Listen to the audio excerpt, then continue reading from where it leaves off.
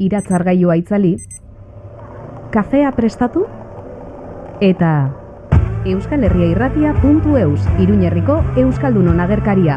Une oro gaurkotua, Iruñerria, entzun, ikusi, gozatu, euskalherriairratia.eus.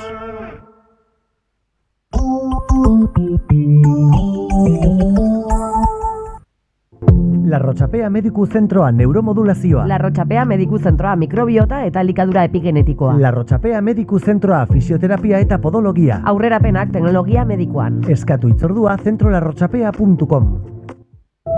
Baldakizun gozatu abuztuaren 12ko eklipseaz. Nafarroako beaketa puntuen sare ofiziala. 20 leku eklipsearen ikuspegi onenarekin eta segurtasun osoarekin. Erosi zure sarrera 5 euroren truke eklipsenafarroa.eus webunean, Nikdoren baluarteko lehiatiletan edo Lamorea merkataritza gunean. Prezioak betaurreko homologatuak barne hartzen ditu. Eta nahiago baduzu eklipsea zure erara bizi, ez itxaron azken unera arte zure betaurreko homologatuak erosteko. Ezinbestekoak dira modu seguruan ikusteko. Eklipse Nafarroa, 2 gaueko eguna. Gobierno de Navarra. Nafarroako gobernua. Navarra, una forma de funcionar. Nafarroa, gauzak egiteko dugun modua. Iruñeko udalaren eskutik, hemen da kantu eta hitza. Ekainaren 11an 8etan, Oko Andre Maria plazan, Bisaiak taldearen kontzertua. Sarrera doan, lekua bete arte. Euria ginez gero, kontzertua erraldoien txokoan izanen da, Deskalzos kalean. Antolatzailea, Iruñeko udala.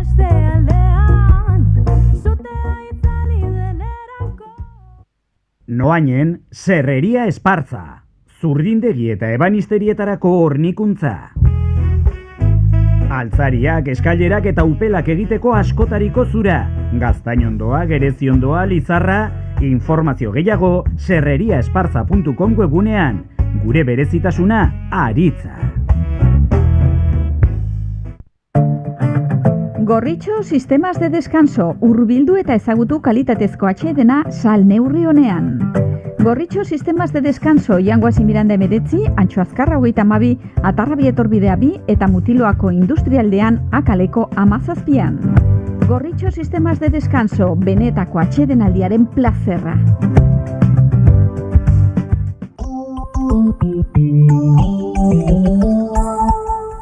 One, two, three, four. Euskal Herria Irratian, Metrópoli Forala.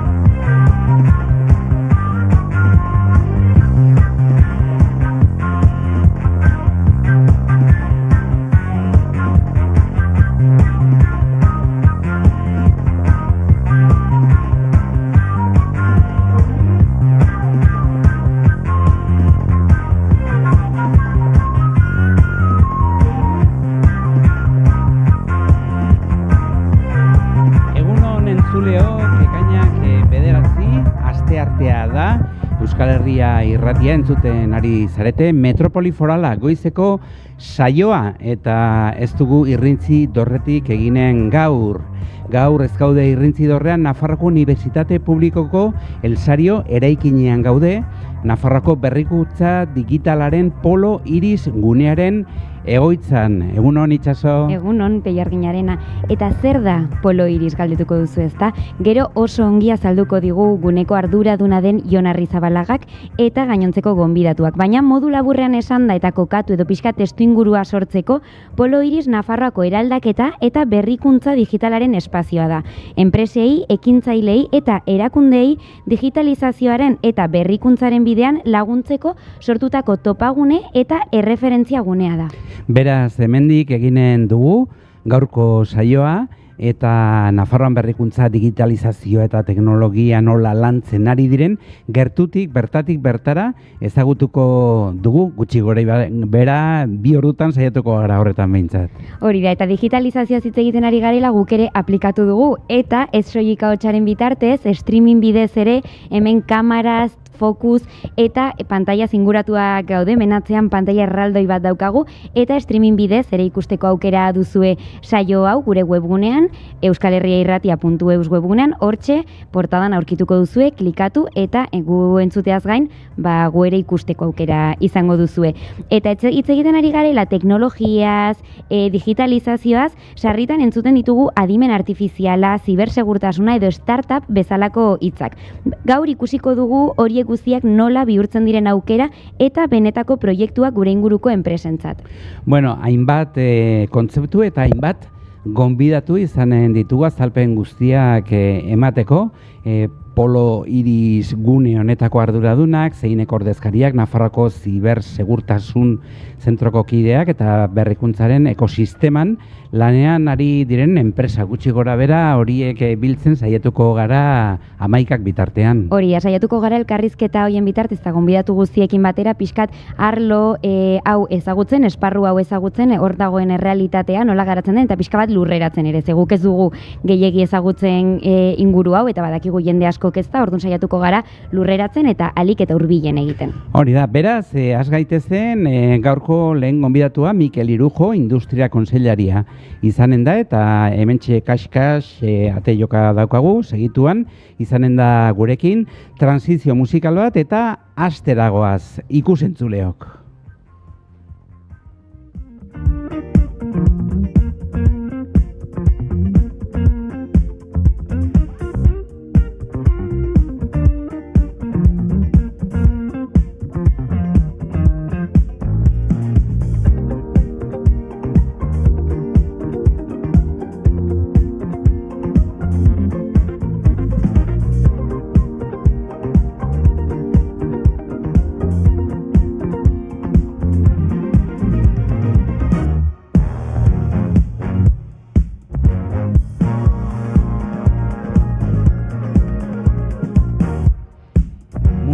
Beste puntari erreparatuko diogu segidan Venezuelan Caracasen jaio zen 1972 urtean, zuzenbidean doktorea, Europako politika bertatik ezagutzen du, europarlamentaria izan zen, Nafarroako gobernuaren Bruselako ordezkaritzako buru ohia eta gaur egun Nafarroako gobernuko sailburua da, industriako eta enpresen transizio ekologiko eta digitalerako kontseilari hain zuzen ere. Mikel Irujo, egunon.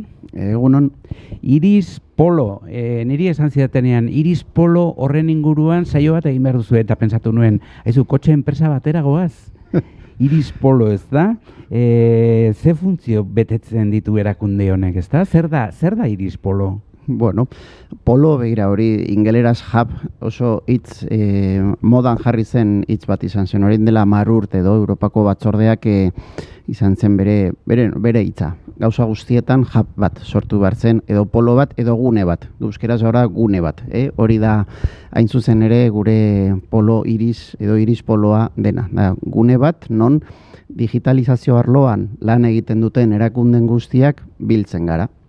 Biltzen gara lehiatia bakarra emateko, edo zein zalantza dauzkaten enpresei, biztanlei edo hiritarrei nahi duenari, edo denda bati adibidez, hor gerturatu alda honera, eta galderak egin.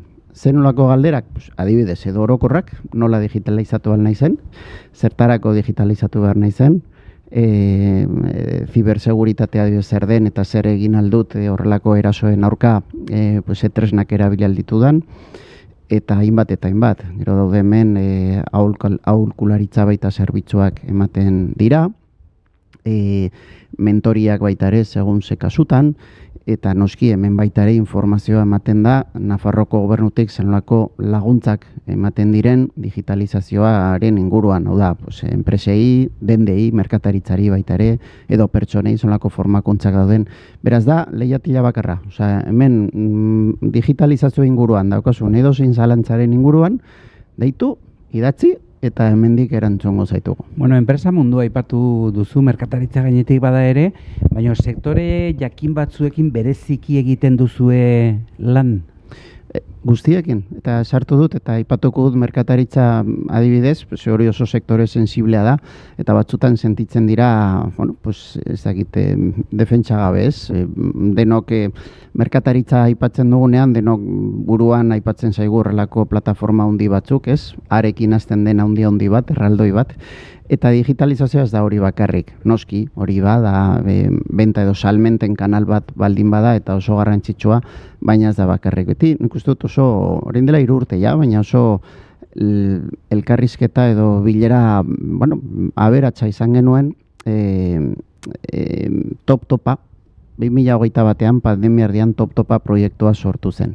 Denok bat, merkataritza elkartea, hori Nafarroako iparraldeko merkataritza elkarteak denok bat, bueno, pues ideia hori izan zen, goazen salmenta kanal bat eratzea, Altsasutik Erronkariraino heltzen diren denda guztiak gonbidatuko ditugu eta bertan eskainiko ditugu gure proiektuak, garai horietan ezin ginen dendetara gerturatu eta oso ideiona iruditu zitzaigun. Orduan gobernuari, bueno, pues, atera genuen baita ere laguntzeko edo pues, tresna bat edo subentzio bat eta egin zen eta hor jarraitzen du top-topa.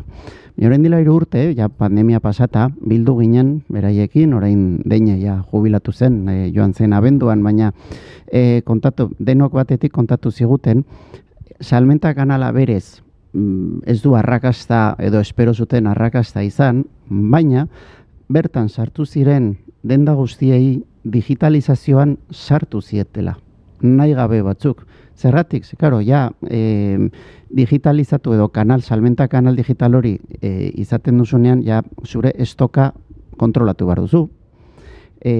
Zure salmenta kanala baita ere, hau de nola ordaintzen dudan, nola ordaintzen duen bezeroak hori digitalizatu behar duzu. Eta horrek esaten zuen, eragin egin zuen baita ere, adibidez, sareetan sartzea gehiago, sare sozialetan gehiago, eta, inkluso, hainbat kasuetan, tendentziak edo nondik eta nora dijoazten baita ere, pauso bat besteari ematen diote orduan. Bere ondorioa izan zen, ez zen bakarrik salmenta kanala hori zen hasieran, baina bitartean bidean digitalizazioa hitza zer den ikasi zuten, baina oso ongi ez. Eta, bueno, horregatik jartzen dut merkataritza, hor adibidez baita ere Iris Poloa lagundu aldu, baina, claro, kontatu dudana, enpresa txiki ertain batean gauza berbera izango zen, eman behar diran pausoak, eta horren beraz, daitu onera, Iris Polora, eta benetan enberdago pertsona nahiko laguntzeko prest. Bueno, beraz, non gauden eta zertan ari garen argitu dugu, Iris Polo gune honetan, nik dakidala, euskara, gaztelania, ingelera, frantsesa ongi dakizkizu, eta azkenaldian bateria gora, bateria bera, tokatuko zitzaizun agian txinera ere apur batean ezagutzea, ez dakit egunon nola esaten da? Ja, ni hau. Baina ez galdetu gehiago. Hortik aurrera ez. Hortik aurrera. Aizu, dena den, bueno, aktualitateari ere erreparatu nahiko genioke. Pasaden asteko albistea da, Nafarroako gobernuak Hyzium bateria fabrikaren eren bat izango du, orotara 400 milioi euroko inbertsioa egiteko asmoa dago, eta horren inguruan txineko konpainiak 100 milioi euroko kapital ekarpena egingo du. Nafarroak guztira beraz zenbat?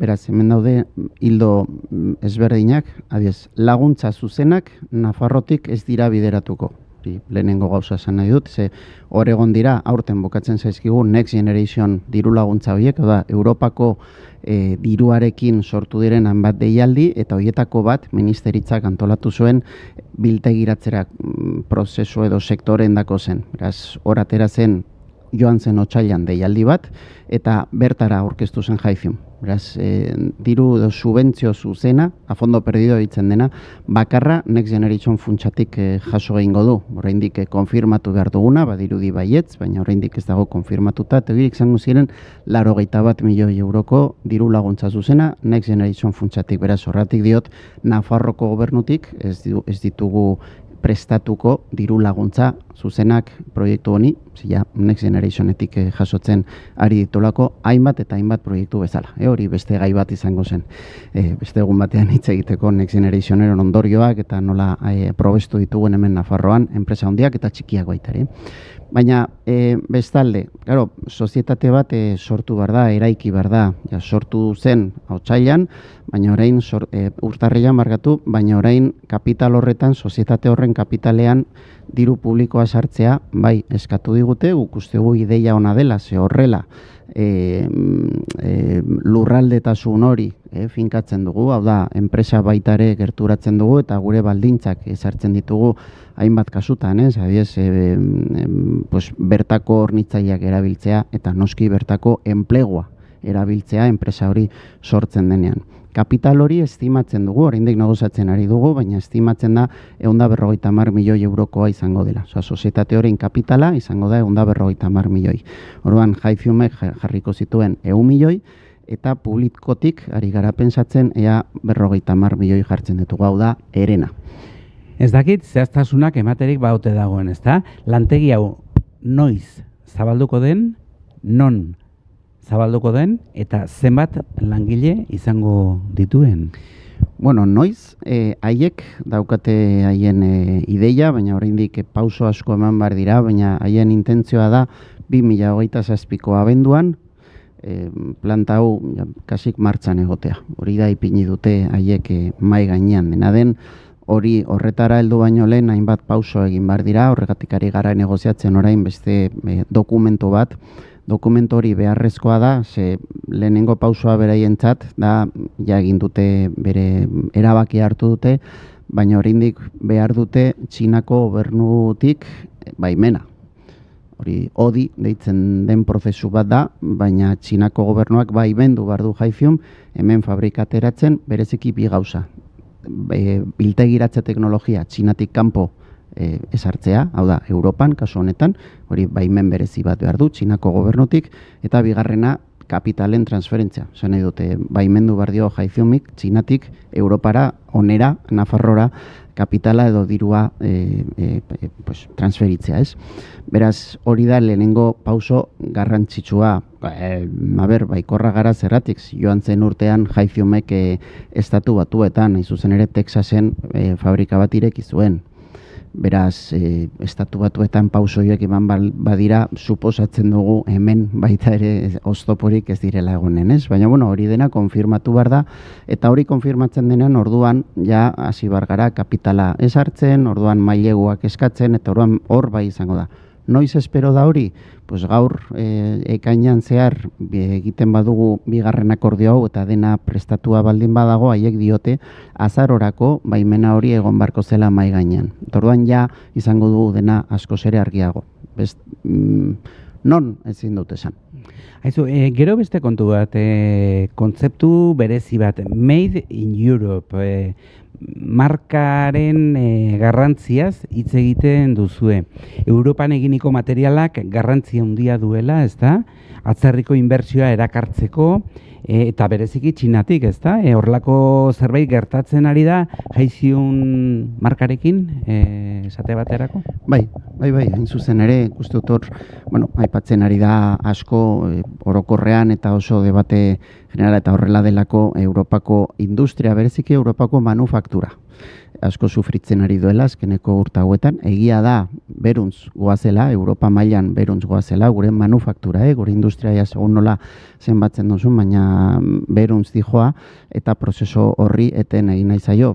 Eta Europako Batasunetik hainbat neurri hartzen ari dira. 2022an von der Leyenek aipatu zuen Made in Europe objektibo bezala, esan hau da gure helburua, Made in Europe izatea, eta bertatik adostu dira hainbat neurri legalak baita ere, baina orain, besteak beste, eta labur izateko Europako batzordeak joan zen martxoan atera zuen Industrial Accelerator Act. Hau da, industria bizkortzeko neurriak, hori reglamento bat izango da, eta orain parlamentoak suposatzen da, Europako parlamentoak irailan aterako du bere posizioa, eta bertan bai esartzen da argian Made in Europe. Zer esartzen da hor? Esartzen da, hainbat teknologia bai edo bai Europan fabrikatu behar direla, ekoiztu behar direla. Besteak beste, bateriak edo biltegiratze teknologiak Europan. Bestenaz, izango dituzte edo debekatu, edo baimen bereziak beharko dituzte, edo kriston arantzelak. Beraz horrek baita provokatzen du, Txinako hainbat enpresek esan, bueno, pues, lege hori edo reglamento hori aplikatu edo adostu baino lehen nahiago dut ja bertan ekoiztea, gero oso zaila ingo zaidalako eksportatzea produktu horiek. Orduan bai, baina bueno, uste dut oso reglamento garrantzitsua da, dira biltegiratzea bateriak eta beste eta inbeste gauza, teknologia klabeak deitzen direnak hor daude. Beraz, bueno, Europak bai jartzen ari ditu neurri batzuk, hainbat arlotan uste dut oraindik ez direla nahikoak, baina bai mugitzen ari da, ez da besteak beste bai provokatzen du horrelako mugimendua munduko bereziki Txinako hainbat enpresengan. Bueno, biltegiak aipatzen dituzueten gabe, biltegiak eta jaiziumen kasuan egozki eta energia eolikoaz hornitzeko, ez da? Izango dira. Gero, autogintzaz ere hitz egin nahiko nizuke. Skoda Epic autoaren ekoizpen produkzioa egiten hasi da Volkswagenen dagoeneko? Bai.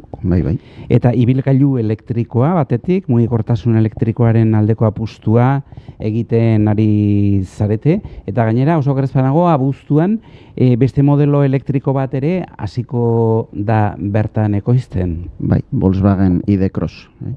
Beraz, bai, bi modelo elektriko ekoiztuko dira hemen Landabenen, oso berri ona izan zen, ja 2021-22an konfirmatu zuten hau Volkswagenetik, beraz, momentu honetan 4 modelo ekoizten ari dira Volkswagenen.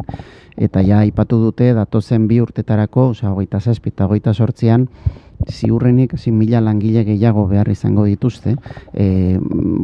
Badirudi oso harrera ona izan duela merkatuan, bai Skoda eta badirudi Volkswagen berria baita ere ondo dijoala. Beraz, nik uste dut momentu on bat behan bizi bargara, baina bai esaten dut baita ere, Alemanian Volkswagen taldeak 25.000 pertsona kaleratzen ari ditu. Beraz, hemen momentuz irla txiki bat gara, baina ez egin noraino. Beraz, lan pila bat egin behar dugu hori hemen mantentzeko. Zergatik egin dute, Volkswagenek munduan 122 faktoria dauzka. Eta beti ateratzen du horrela, adibidez Jaiziume eta hainbat enpresei horrela esaten diogu. Landaben da efizienteena. Beti dago lehenengoa, lerro horretan, 122tik. Beraz, horregatik gauden momentu honetan, baina claro, hori da hainbat eta hainbat gauzengatik, besteak beste, Nafarroan daukagun ekosistemagatik eta horregatik diot, bai, momentu oso berri onak dira, baina hori lan egin behar dugu, ezin gara lokartu hori mantentzeko. Nafarroa komunitate txikia gara munduan, ez da? Eta ikusi beharra dago, nazioarteko tentsio geopolitikoa zein den, ez da? Oso handia, eta horrek garestitzea ekartzen du hainbat produktu, ez da? Horrek ondorio kaltegarriak izango ditu gure industrian, baita gure baloreetan ere. Bai. Zenbateraino somatu da kalte hori? Desenhortasun, begira, hemen bitan, garraio munduan eta gero bai izan du inpaktua baita ere presioan, naiz eta neurriak hartu dira. Gaza adibidez ez daukaz erikusirik 2022an gertatu zenarekin eta gaur egun. Gaza egia esan da, gazaren prezioa ez da inbeste igo da, baina ez du bat ere, adibidez igo da, baina 50 euro megabatio orduko gutxi gora bera, hortik dabiltza, horien dara urte 350 megabatio orduko prezioa izan zuen. Beraz, ez daukaz erikusirik, baina bai, hor gaude, bereziki gezurra dirudi, baina nik esango nuke merkatu hori, esaten denean merkatuek ja uste dute ja desegontortasuna, nola zen? Bai, desegonkortasuna. Hori zait ateratzen, baina hori normaltasuna dela ja da. Eta bereziki borlako Trump presidente bat izanik, ez? Beraz, ikusten dugu baita ere, inkluso prezioak, jeitsi dira, baina bai ditugu, aira berean, hainbat enpresa, zuzenean, adibidez, hango bertako herrialdeekin komerzatzen dutene, eta hori baita inpaktu zuzena izan dute. Baina, mugitu behar gara horrela izan behar da mundua, datozen urteetan argi daukagu, beraz horrela murgildu behar gara, eta horregatik hemen egin alduguna da bizkortasuna, biara berre laiztera ateratzen dugun foru legea, industriako foru legea, bizkortasuna, gauzak askoz ere bizkorrago egin behar ditugu, eta ez bakarrik inbertsoak erakartzeko kanpotik, baita bertakoak ondo bideratzeko, Eta gero apostu bat egin behar dugu. Apostu argi dago, porque Next Generation, horregatik diot hori beste programaten dako, baina Next Generation nik uste oso balantze positiboak baikorrak uzten ditu. Titularretan Jaifion bezalako enpresekin, baina benetan enprese txik eta ertainei heldu zaie asko. Orduan, hori bukatzen zaizkigu, datorren urterako baita ere aurrekontu aldetik ikusi barko dugu zenolako muskuloa daukago Nafarrotik. Next Generation laguntzez, esan duzu beste programa bat egin dezakegula eta horri buruz 2 ordu tartarrean aritzeko gonbitea, ezta? Laburrago ingo genuke, ez aspertzeko inor, baina uno. Amaitzeko, etorkizunera begira ere, bazaudete beti, minutu batean bada ere, biologia sintetikoaz. Bai. Hitz egiten hasi zarete. Zertaz ari zarete? Bueno, hemen alboan daukagu laborategia. Biologia sintetikoa da zelula biziekin egin alduzun edozen gauza. Beraz hor, ekonomia zirkularra sartzen da, hondakinak ez izatea baita ere, oso zirkularra, transizio ekologiko hutsa da. Eta mundu mailan da apostu oso zuzena, bai Europan, bai Asian, estatu batuetan baita ere gutxiago orain, Trumpekin, baina adibidez zer egin alda, begira, kombustibleak adibidez. Egin aldituzu, mikroorganismo biziekin, beraz ez dauzkate CO2 edo emisio horiek, ez? Beraz, renovablek edo berriztagarriak dira. Edo egin aldituzu baita ere medikuntzan zelula bat aldatu minbizia daukaten zelulak erasotzeko adibidez, hori baita ere da biologia sintetikoa, edo baita adibidez agrikulturan edo elikagaietan esan gizante bati ematea proteina gehiago, ez adibidez, baina modu natural batez, zelulak mugitzen. Hori dena kriston laborategia bat daukagu hemen, gure proiektua izan da, eta beraz, gainera, horren atzetik ditugu zentro teknologiko punteroak, CNTA, CENER, CIMA, Navarra Biomed, eta daukagu industria, beraz daukagu dena horrelako estrategia bat, badirudi bere izena da biologia sintetikoa, baina bioekonomia garatzeko oso estrategia ona daukagu, agenteek eta dakien eta formatudak dauden jendeak hemen dauzkagulako. Bueno, biologia sintetikoaz, hor bai beste saio bat egin dezakegu. Industriako eta enpresen transizio ekologiko eta digitalerako kontseilari Mikel Iruju, estimatua dago eta nahi duzun arte eskerrik asko. Zuei esker mila. Horrengor arte. Iratzargailua itzali, kafea prestatu eta euskalherriairratia.eus, Iruñerriko Euskaldunon agerkaria. Une oro gaurkotua, Iruñerria, entzun, ikusi, gozatu. euskalherriairratia.eus.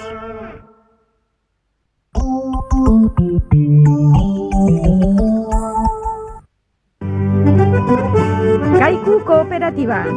Nafarroan jasotako esnea, Baztaan, Erribera, Sakana, Ultzama, ehun ustiategiko kalitate handiko esnea. Kaiku, ekoizlea gara. Adi Iruña, munduko festarik onenen ostean atxeden hartzeko sofa berri bat beharko duzu, zureak dagoneko behar bezala hartatzen ez zaituelako, Fama Living Pamplona, egin orain zure eskaera eta Sanferminak baino lehen jasoko duzu. Kalean gustora, baina etxean, ezin hobe. Utzi senide eta lagunak zurretalur zure sofa berriaren estiloarekin, eta gozatu festez behar bezala atxeden hartzen. Fama Living Pamplona, Donibaneko Iratzeko monasterioaren 43an.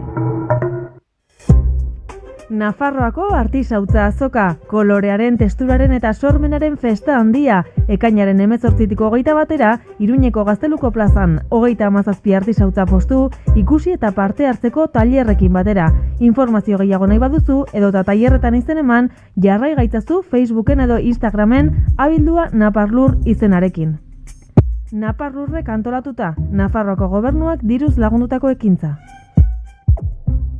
Osasunarekin ez delako jolasten. Esnearen zaporearen gatik. Oso krematsua delako. Bertakoa delako. Lacturale, Nafarroako dietisten eta nutrizionisten elkargo ofizialak gomendatutako marka.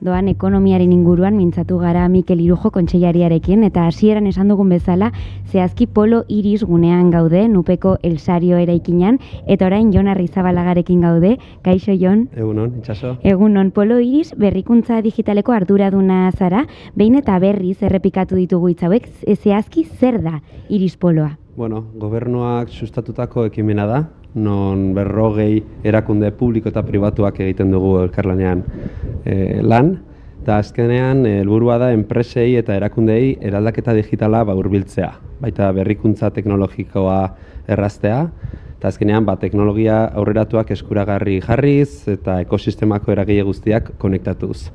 Iris ez da erakunde bakar bat, ekosistema oso bat da, non administrazio publikoak, unibertsitateak, ikerketa zentroak eta enpresak lanean ari diren elkarrekin Nafarroaren lehiakortasuna indartzeko.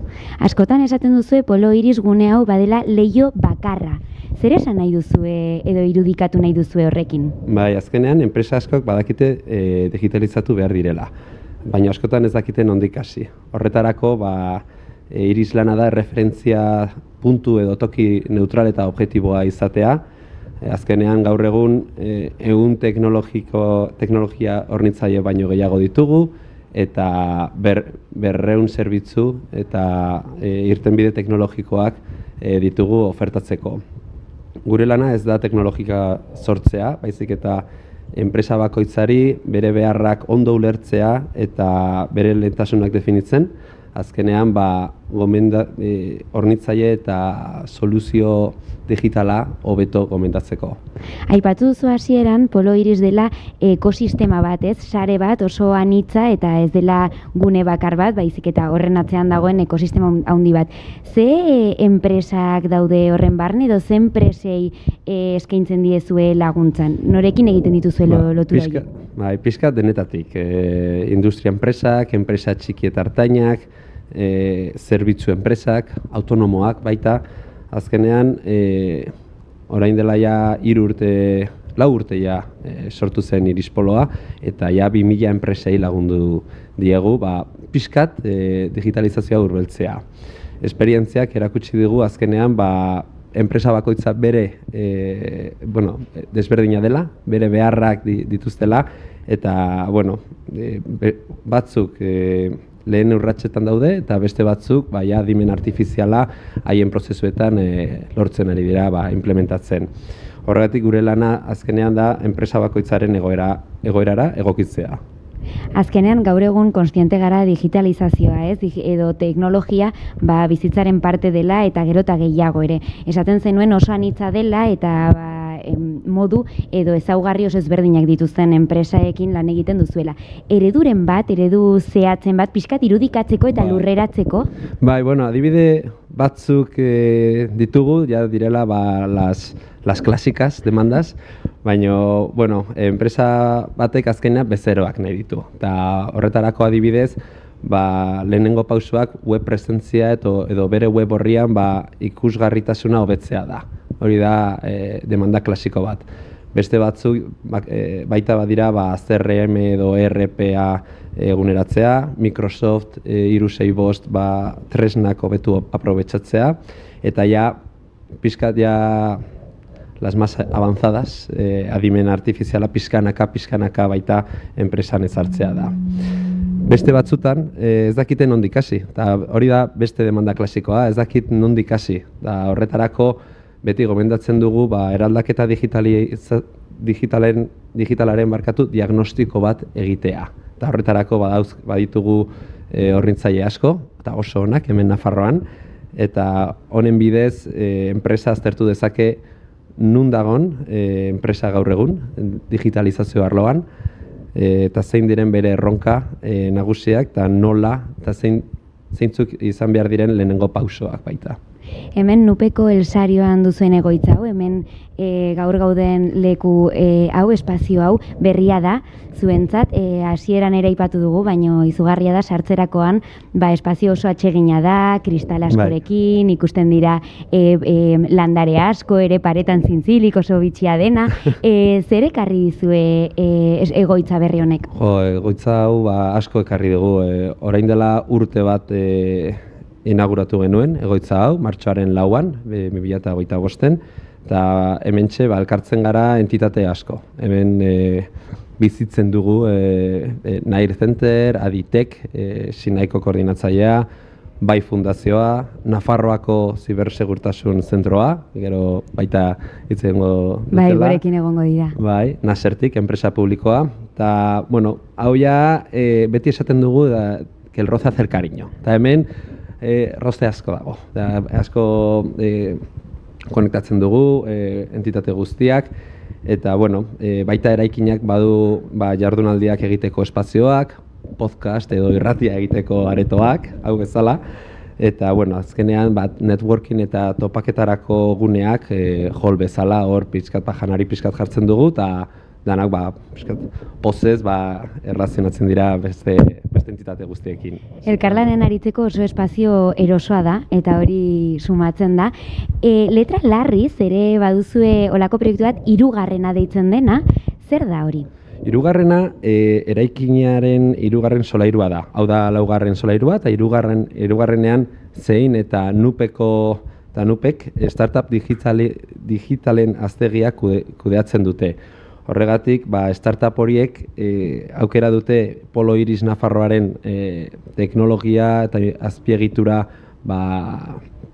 erabiltzea, eta azkenean oso hurbil gaude bata bestearekin, eta hau sinergia askok ekartzen digute. Zeinerekin eta nuplekin dakagu harreman handia, eta el hecho de que estemos tan cerca, hurbiltasun horrek ez da.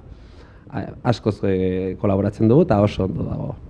3. hitz egin dugu 3. proiektuaz, eta badugu beste bat Iris Lab. Hori zer da?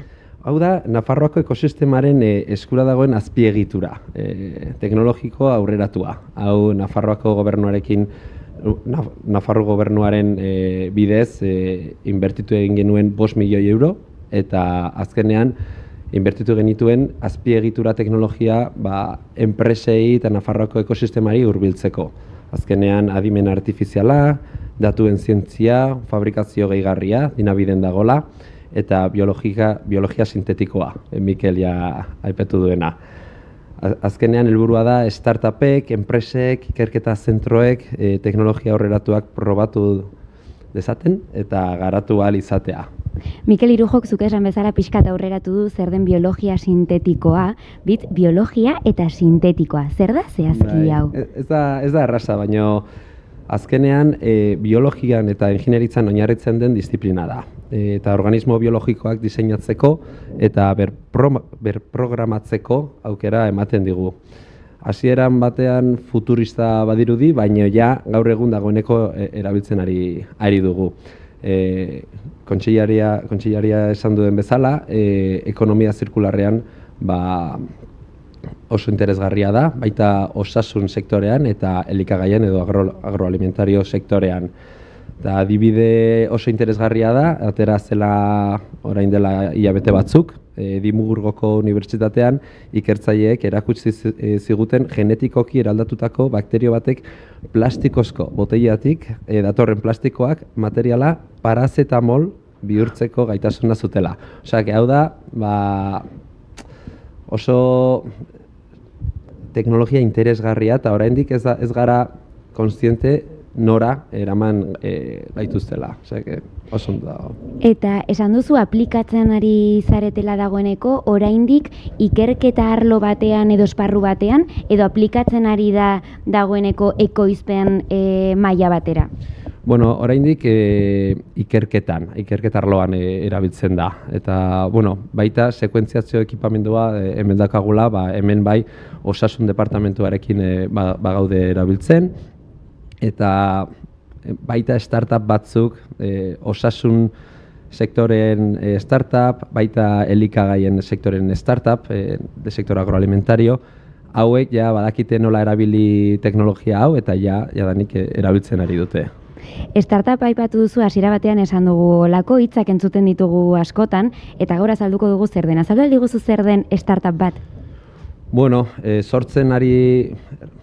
sortu egin den azkenean, unibertsitateetan, zentro teknologia ikerketa zentroetan, edo, pertsonak bakarrik ideia bat badute, gero negozioan jarri egin behar dute. Eta hemen startup bat bere arloan izan daiteke osasuna, elikagaia, baritate asko daude. Eta azkenean, ideia hau negozioan edo merkatuan jartzeko, badauzkate bere kapazitateak. Bere gaitasunak.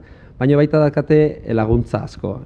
Nafarroko gobernuak zein adibidez baita laguntzen diete bere ideiak merkatuan jartzea, eta horretarako baita polotik laguntzen diegu ekipamendu edo azpiegitura hau pixkat hurbiltzeko. Askotan, sentsazioa ematen digu guztia oso urrun dagoela, ezta? Hitz egiten dugunean, hitz egin duzu adimen artifizialaren inguruan, orain startupak, baino gero ere digitalizazioaren inguruan gauza asko, baino benetan gure egunerokoan eta errealitatean dago, eta hau da oso azkar moldatzen eta aurreratzen den errealitate bat, ez? Nola moldatzen zarete hain azkar aurreratzen eta dijoan aldatzen den esparru batean lan eginda? Ze badirudi, iristen zarenerako ez, edo pausak ematen dituzunerako beste puntu batean dagoela. Hori da, horregatik gu normaletan ja arnasa hartzen dugu, eta pixkanaka eta pausoka. Eta evoluzio hau ez da, ona da ekosistemarako, baino velozitate edo abiadura hau uste dugu ez dela oso apropiatua. Horregatik gu enpresei pausoka eta pauso zehatz eta seguruak ematea gomendatzen diago. Eta azkenean egia da teknologia hau lagunduko digula, baino uste dugu hype asko dagola teknologia arlo honetan, baino beste ziurtasun bat dara teknologia evoluzionatzen ari dela. Horregatik pixkanaka hartu egin behar dugu, frogatu egin behar dugu, eta gero enpresei laguntu egin behar diegu teknologia hau pixkanaka implementatzeko. Eta testuinguru edo errealitate horretan, zeintzuk dira momentu honetan Polo Irisek dituen erronka nagusiak? Azkenean erronka nagusia da teknologia aurreratuak benetako balio bihurtzea, Nafarroako enpresentzat. Eta, azterketek eta dauden azterketak erakusten digute industria enpresak askok digitalizazioan inbertitu dutela, baina askotan estrategia edo lehentasunak argi izan gabe. Horretarako gu Polotik saiatzen gea laguntzea, pausoak pixkanaka ematea, neutra eta objektibokik enpresak eta soluzioak pixkat gomendatzen, eta, azkenean, erronka ez da soilik teknologia, kultura aldaketa bat, baizik. Askotan, egunerako lanak ez die denborari ikusten, enpresei, etorkizunari begiratzeko, eta gure lana da, batzutan azkenean, buru altzatzea, eta pauso honek ematea. Naiz batzutan eguneroko erritmo horrek ez digu uzten, ez? Pixkat irekitzen ikuspegi hori eta kontziente izaten argi dago, gaur egun kasu askotan edo enpresa askoren kasuan beharrezkoa dela, ez? Pauso hori ematea. Amaitzeko, Jon, enpresaren batek jo nahi baduzuengana, orain hau entzuterakoan edo batean ikusten du gaur egun beharrezkoa dela, nola egin dezake? Oso erraza. Azkenean, telefonoz edo posta elektronikoz gurekin harreman jartzea besterik ez du egin behar. Geure posta elektronikoa da hola@irisnavarra.com, oso erraza. Eta, Polotik bere egoera azaldu, bere beharra kontatu, eta gure taldeak lagunduko die aukera desberdinak aztertzen. Gure helburua da, berriro, enpresa bakoitzarentzat egokiena den irtenbidea aurkitzea, eta bere heldutasun digitala hobetzeko. Primeran, mila esker, Jon Arrizabalaga, Polo Iris berrikuntza digitaleko arduraduna, pixkat, hemen gurekin egoteagatik eta hurbiltzeko, irekitzeko pixkat unibertso, hemen gaur gauden egoitza eta errealitate honena. Mila esker. Eskerrik asko, itxaso. Publizitateari paso emango diogu eta segituan bueltan gaude.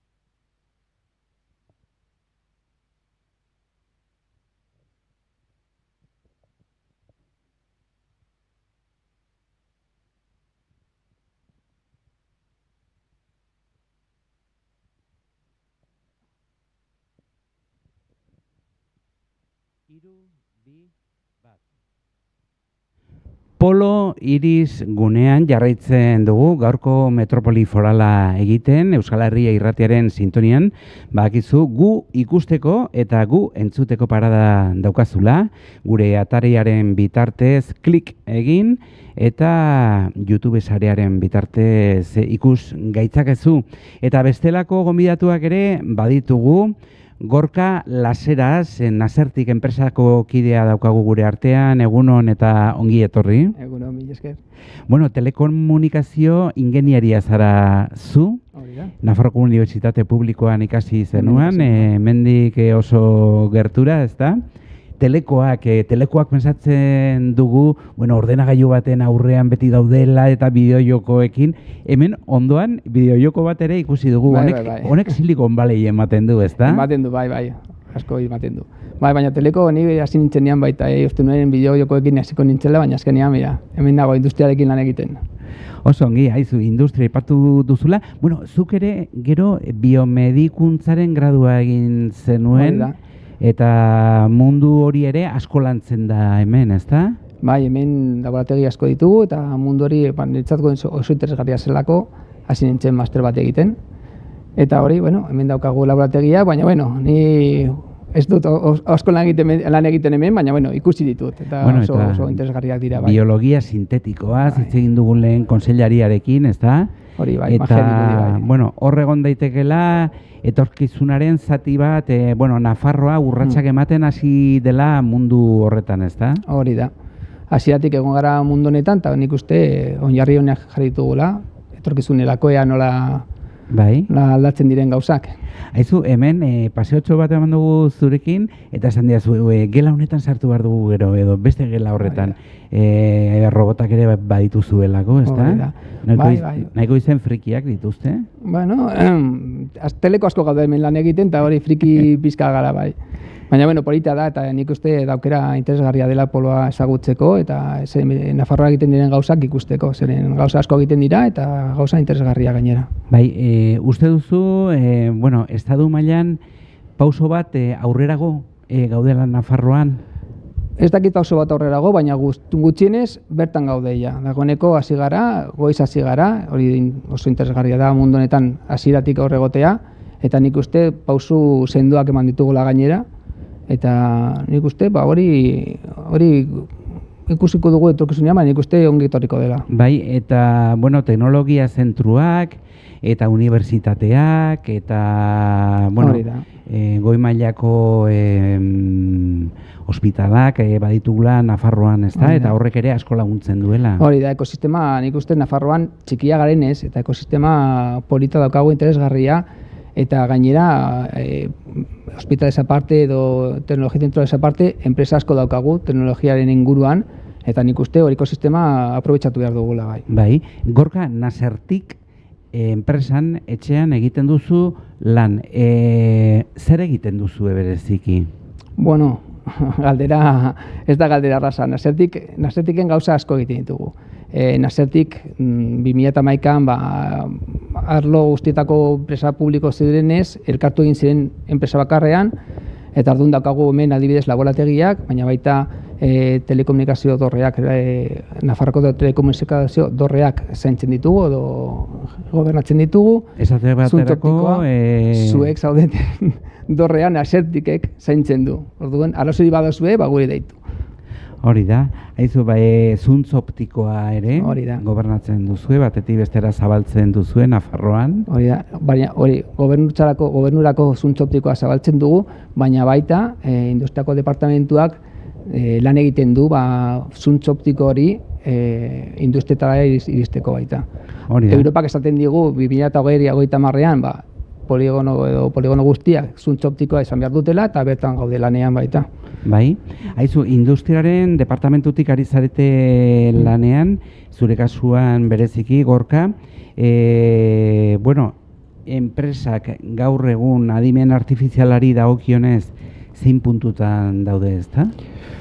Hori da, azkenean adimen artifiziala leku guztietan entzuten da, baina bera jaisten bagara, azkenean zer daude azken puntuan, oinarrian zer daude datuak. Datuak eta matematika, betez notez, adimen artifiziala dira matematikak eta datuak. Eta horiekin, jolasten dugu, erramienta ezberdinekin, gauzak egiteko, baina azkenean funtsean datuen funtsa edo datuak ongi izatea funtsezkoa da enpresetarako.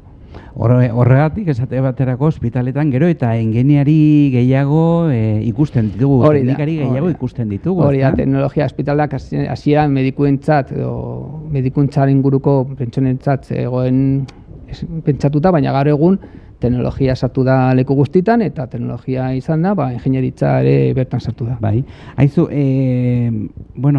programa ezberdinak zabalduta dituzue hemen etxe honetan, ez da, Nasertik enpresatik. Hori da. Zer egiten duzue bereziki laborategiak, aipatu dituzu gainetik bada ere, ez da? Hor, zer ikertzen duzue? Bai, pentsatu genuen da, azkenean esan dugun bezala datuak funtsezkoak dira. Eta horrela, pentsatu genuen, zer pentsatu genuen gu, departamentuarekin, ibilbideak osatzea egian zela oberena kasunetan, ez? Eta ibilbide honetan daude 3 pausu, funtsezko 3 pausu. Lehenengoa da datuen bilketa programa hau online egiten da, zure bakaitza beretxean egin dezake, eta hori da, bertan ikasten duguna da, zer diren datuak, nola bildu, nola zaindu, nola kudeatu, eta nola erabili. Behin hori jakinda, egiten duguna dira 2 laborategi mota. Zientzia datuen laborategia eta adimen artifizialen laborategiak. Laborategi, esan dugun bezalaren, laborategi ditzen diogu, ez dela bakarrik programa bat, ez dakit, helburu bakar batekin, ez? Eginez ikasi. egin behar duguna da. Eta ginez ikasi zer esan nahi du, enpresak eramaten duela bere proiektua, eta bere proiektua, programa honen bidez, egia bihurtzen du. Osea, hau da, experimentazio programa bat. Horregatik deitzen diogu laborategia, ez? Bertan enpresak ez dutela egiten kurtso teoriko bat. Egiten dutena da bere proiektuarekin iritsi, bere proiektua hobetu eta bere proiektua egin. Bai. Aizu, gainetik bada ere, aipatzen ari gara zer egiten duzuen, norekin egiten duzuen, baina adibide praktiko bat, ezta? Hona etortzen den enpresa batek. Zer egiten du? Esate baterako torlojuak egiten dituen enpresa bat, ezta? Bai, azkenean esan duguna.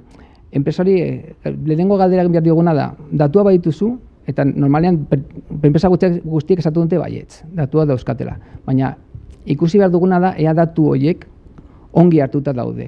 Azkenean nik eskolan esaten genien, ez? Matematikan esaten badituzu, 5 gehi 5, 10. Baina fizikara esaten bazara, esaten dituzu, 5 gehi 5, 10, eta esaten dute, gaizki dago. Zergatik, 10 ze, mililitro edo 10 gramo. Eta datua 10 da, baina hor mililitro edo gramok ematen diote datuari bere funtsezko gaitasuna, ez? Eta hori da datuak hartzea. Tardun, datuak hartu eta zaindu eta gorde, hori behin daukazuna hasi zaitezke ja proiektu batekin. Eta adibidez, esan duguna, ni jakin nahi dut, ea nire biltegiak gauzagi erosi ditudan edo gutxigo. Eta nola jakin noiz erabili beharko ditudan biltegi horiek? Segun eta zenbat erosketa den supermerkatu batean adibidez edolakoak. Eta hori datuen bidez egin dezakezu. Datu horiek hartu, proiektu batean erabili eta herramientak garatu, jakiteko, datorren hilabetean, ez dakit, entxalada gehiago salduko ditudan edo sandia gehiago salduko ditudan. Aizu, Gorka, enpresa txiki bat, enpresa ertain bat duen gure entzule horri, zer esanen zenioke zalantzan balin badago kontu hauekin, ezta?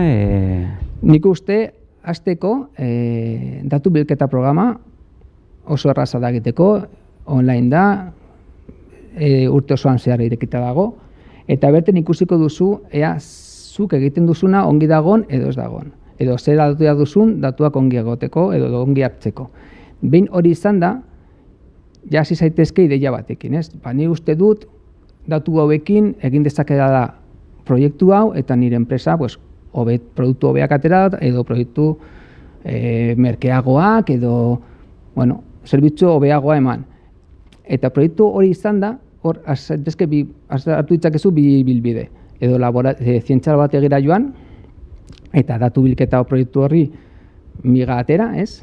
Ikasi zer esan duguna, erosketak aurrezteko programa bat atera, edo ikusi zer motatako bezeroak dituzun eta horren arabera gauza bat edo bestea egin, edo adimen artifizialeko laborategira joan, eta bertan ikasi nola adimen artifizialak lagundu dizakezun produktu beagoak atera edo ez dakit, enpresa hobetzeko.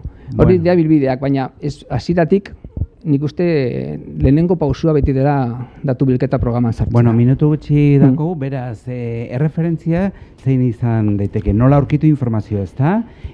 Azken finean. Hori da, informazioarekin, beti esan dena, datuak boterea direla, hori, hasi gaitezken datuak hartzen, sartu gaitezke programa hauetan ikasteko nola datuak erabili, eta ibilbidea hasi, eta bin ibilbidea hasita segurazki ideia berriak aterako direla eta proiektu berriak. Baina gutxienez lehenengo proiektu horretan gobernuak ematen dizuna da laguntza bat proiektu hori ongi garatzeko.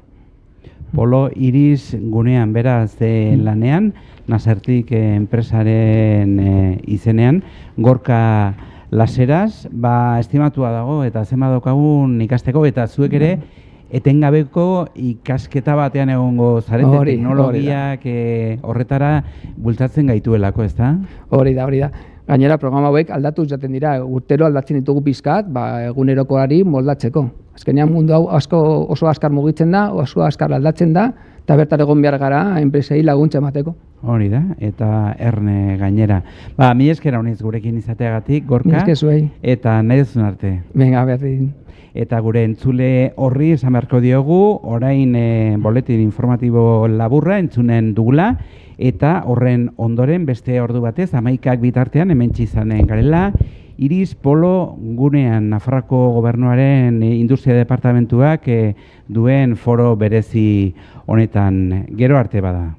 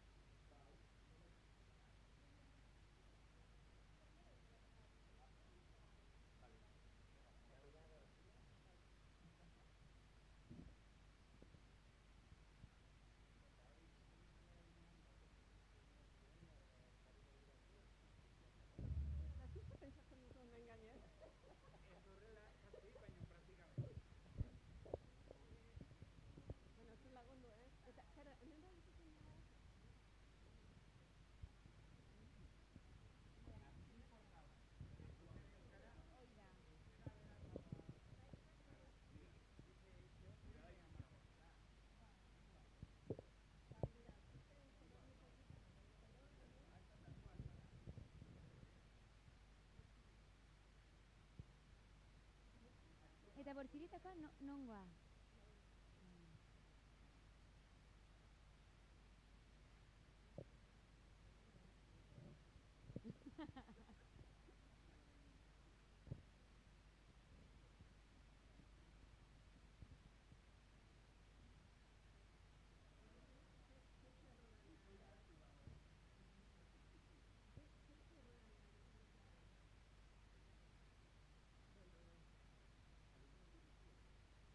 Oida. Bai. Bai. Ez. Hori da estiloari dagokion, bakoitzaren ez baliteke bapaten, adibidez, niri gertatu zaio Jon Arrizabalarekin, hasi batean esan dugu. Entzuten dugu zibersekurtasuna startup olako hitzak lurreratuko ditugu gaur. Eta berak aipatu behin baino gehiagotan startup eta esan diot. Zer da startup? Eta hori adibidez ez zegoen gidoian, baino zen hori da, gertatu daiteke, zuek esaten duzunari dagokionez, pentsatzea zerbait oso logikoa edo gauza bat izatea pizkat hildoa jarraitu alizateko, baina ez naiz joango, jarraituko dut hemengo. Ez.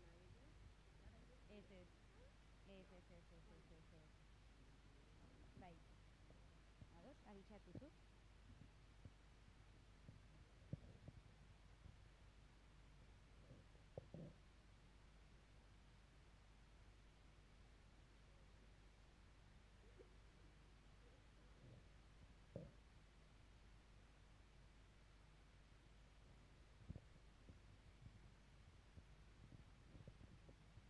Bai, hori nahiko urbildu mikrofonoa. Mestenaz nik egingo izu... Bai, hori da.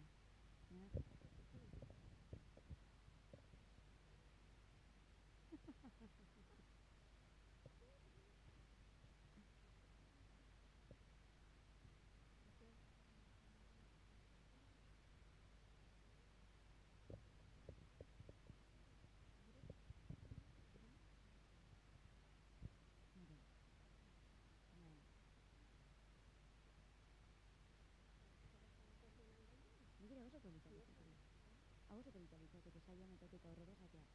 Zergatik esparruntan ditugu euskaraz egiten. Eta askotan gertatzen da, esparru batean da, zelo bat mintasunetara edo, ohitua zaude gero, esparru hortan edo pertsona batekin niri gertatzen zait, eta alderantziz edo euskaraz ez hitz egiten duanen pertsona.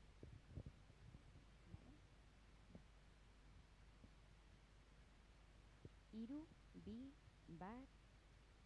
Kaixo entzule, 10:07 minutu ditugu Euskal Herria irratian gaude, Metropoli Forala saioan, baina gaur saio berezia da. Gaur ez gaude irrintzi dorrean, Nupeko El Sario eraikinean gaude. Nafarroako berrikuntza digitalaren polo iris gunearen egoitzan. Goizean Mikel Irujo industria kontseilariarekin egon gara, Jon Arrizabalaga polo iriseko arduradunarekin eta Gorka Laseras Nasertikekin. Eta orain nire ondoan bi gonbidatu ditut, Aritz Elizetxe, Nafarroako zibersegurtasun zentrotik, bera zibersegurtasunean aditua, kaixo Aritz. Kaixo, egunon.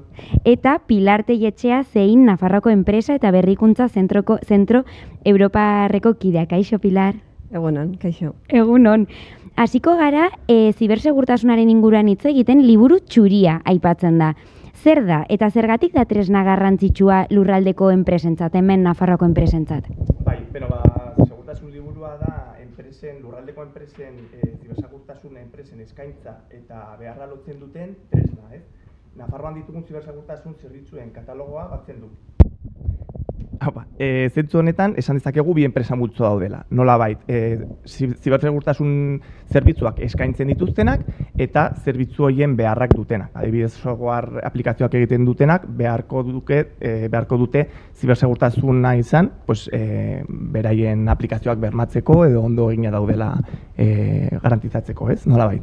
Esaten dugu eskaintzen dutenak ez eta behar horiek dituztenak. Zibersegurtasuna hitz egiten dugula askotan pentsatzen dugu enpresa hundietan, ez? Enpresa txikiei ez diela eragiten. Nafarroako enpresa txikiek benetan arrisku eta behar hori daukate ere? Bai, hala da gainere elkarrekin landu ditugu eta behar horiek berdin-berdinak dire. Ezke enpresa txikieri eta zeinen kasuan, nola proiektuak eta startup proiektu txiki horiek uste dute beraiekin ez doiela gauza hau, baina ezke ez da horrela. Gu kontuman gara eraso bat igual dela, norandoko heldu den, gero eta azkarragoak heldu dira eta egunerokoan daude, eta nola gure tartean, biztanleen tartean, langileen tartean eta enpresan tartean. Eta garbi eduki behar dute gainere, estrategikoki sartu behar dugutela gauza hau, gaia hau, ez?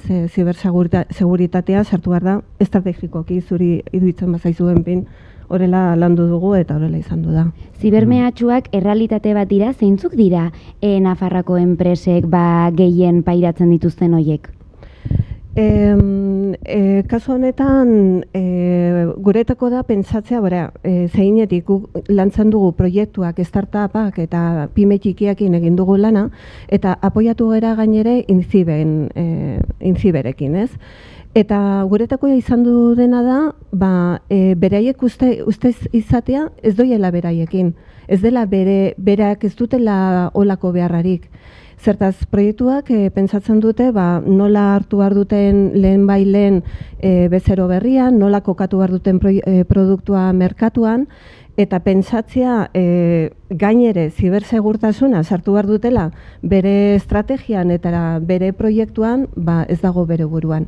Zuk izaten alduzu teknologiko aldetik, teknologia hoben-hobena eta garestiana, baina ez pasaude prestatu hori dena sartzeko eta onartzeko zure produktuan eta zure proiektuan salduta zaude. Eta hortaz kontziente egin da enpresei askotan ez jakintasuna asko dagoela, zeinetik nola laguntzen diezue behin behar hortaz kontziente direnean? Bueno, intzibekin batera eta bai ere Nafarroako enpresak eta NAFekin batera ere, guk antolatu ginen formakuntza berezi batzuk. Nola enpresandako eta ekintza berriak sortzeko, eta nola ere enpresa ematen duten zerbitzu hori laguntzeko, ez? Prestakuntza bat oso berez egin ginen, aritzek errandun bazala, liburu xurian zauden akatsak eta beharra horiek antolatu ginen elkarrekin eta beraiekin batera ere antolatu ginen formakuntza bat oso prestatua beraiendako, eta horrela konsegitu dugu ematen duten produktu horiek direla puzkaz kalitate honakoak, eta segurtasuna ematen diogu hori gure enpresei eta gure startupei emateko, ez?